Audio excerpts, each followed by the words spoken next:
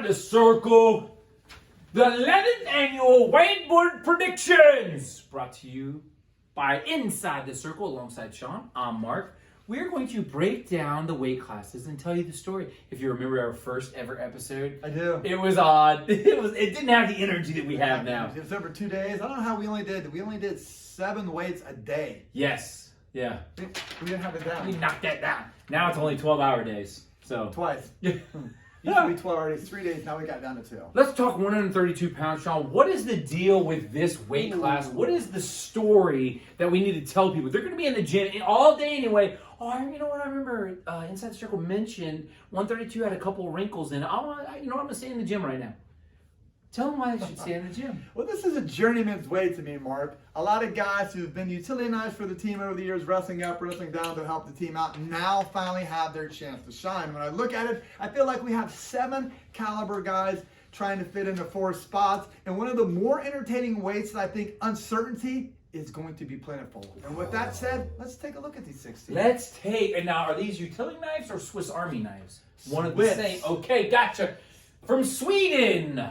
Moore, Hilliard Davidson, Robinson, St. Charles, Begg from Dublin, Scioto, Jang from Upper Arlington, Emery from Olentangy, Berlin, Edmonds from Lancaster, Cunningham from Marion Harding, East Russell 106, Kish from Olentangy, Liberty, Waller from Grove City, Rinda from Franklin Heights, Burkhart from Marysville, Alt from Olentangy, McClure from Dublin Kaufman, Barnes from Big Walnut, Sheets from Central Crossing, and Fireball from Mount Vernon. Sean, we have brought the 16 out to the 8 that we see here in the quarterfinals. This will be Friday night. At this point, we're sitting at about 7:45.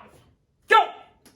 Of all the weight classes at Derby this year, I think this is the most perfect seating, if there was seating, of any of the 14 weights. When I look at this, I think the clear favorite is at the top. I think the second and third is in the bottom. And I think 4, 5, 6, 7 truly went to form here. I think this one's going to be even, and everybody of the 7 we talked about has a fair opportunity to get out. Okay. We will start in the top, and we will take Moore over Jang. Got you. Moore, H. Davidson. Let's talk Edmonds Kish. Now, this is interesting. But Interesting enough that we're going to throw a hashtag on that. You know, I was thinking about, I really wanted to, wasn't sure where you're going to go with this, but honestly, this is it. This is the match that people are going to look at and say, oh, that's how the bracket did what it did because of this match right here. But I'll let you continue.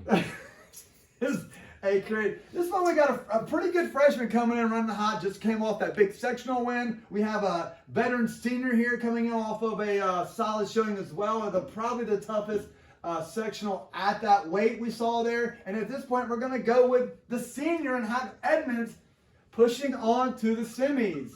Edmund Roland Flackpfizer. Boom. If you got that reference, Roland Flackpfizer, send me a note. Here we go. Waller Alt. We are going to take Waller, state alternate Waller to push to the semis. Grove City, talk to me. What about McClure Fireball? And if we had a hashtag in the top half of this bracket, we're going to have one in the bottom. So hashtag is Fireball McClure match. What do you got? We are going to go with McClure here. Oh! All right.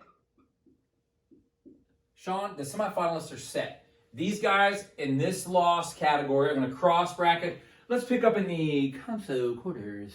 We will have Fireball taking on Alt. Got that. Fireball. Alt. We will have Kish. Who's he taking on? On Jang. Ooh, what a match. Continue. In the top here, we're going to go with Fireball over Alt. Got it. And the bottom, the question I got to ask myself is, how big is Kish going to be on day 2? When I saw him at Brecksville, he looked like an extremely large 38-pounder to me. And now we're at 132. I'm like, man, they're squeezing this guy out like a sponge before the tournament here. He's going to be extremely big. Jang, on the other hand, was maybe thinking venturing down, so there's going to be a big size disparity here. But we're going to go with the senior on this one, and we're going to take Jang. Jang. Sean, these guys need opponents. they get them from the semifinal non-winners.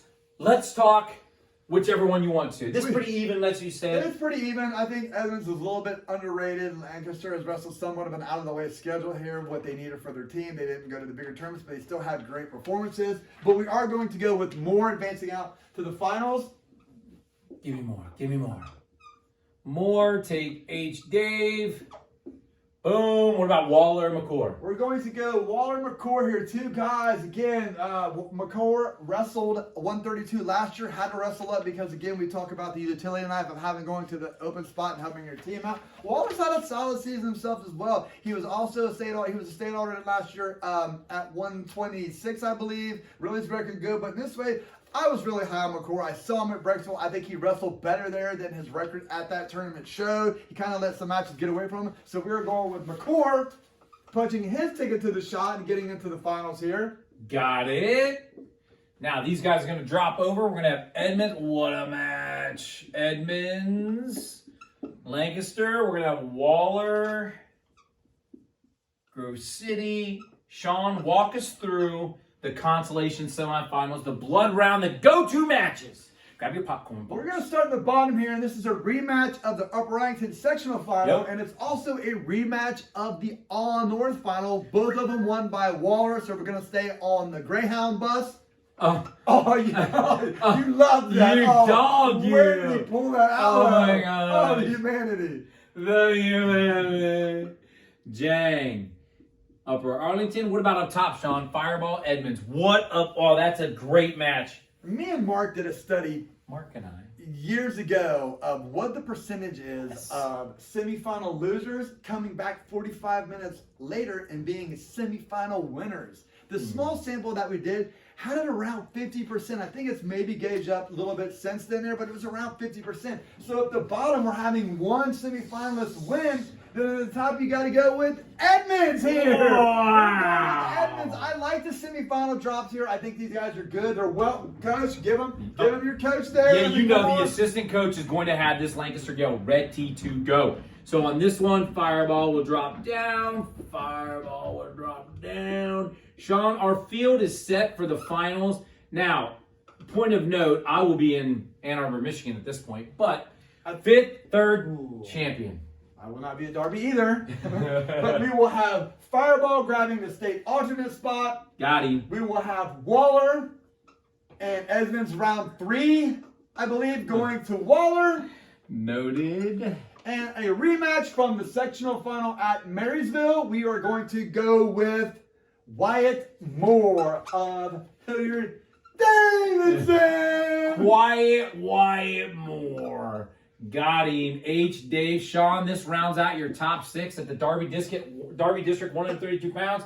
Wyatt Moore. Hilliard Davidson is your champ. Runner-up Marcour from Dudley Kaufman. Third place, Waller from Grove City. Followed by fourth place, Edmonds from Lancaster. Those round out your state qualifiers. State alternate is Fireball from Mount Vernon. And your district place winner is Jang from Upper Arlington. And now you are inside the circle.